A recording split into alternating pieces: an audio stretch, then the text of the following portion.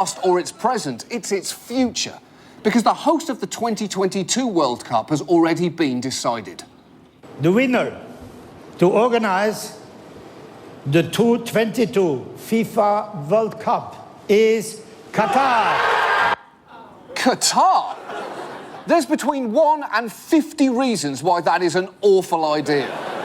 Summer temperatures in Qatar can reach some 50 degrees Celsius, a difficult environment to hold a professional sporting event outdoors. 50 degrees Celsius is 122 degrees Fahrenheit. You are hosting the World Cup somewhere where soccer cannot physically be played. That's like if the NFL chose to host the Super Bowl in a lake. Now, there are now allegations that some FIFA executives took bribes to put the World Cup in Qatar, and I hope that's true, because otherwise it makes literally no sense. And not just because of the weather, but because of the working conditions. Qatar is a slave state in the 21st century. A migrant worker can't leave the country without an exit visa. That visa has to be approved by his employer. Who has your passport? मेरा passport मेरे office में था. So you're trapped here. Yes. We've got coffins coming home every day. More than a worker per day on average is dying. Conservatively, from the figures of just two countries, India and Nepal, more than 4,000 workers will die before a ball is kicked off in 2022. So what you're essentially saying is the Qatar World Cup is shaping up to be the most deadly Middle East construction project since this one. And by this point, I hope I've proven to you that FIFA is just appalling. And yet, here's their power. I am still so excited about the World Cup next week. And it's very hard to justify how I can get so much joy from an organisation that's caused so much pain, other than going back to right where we started.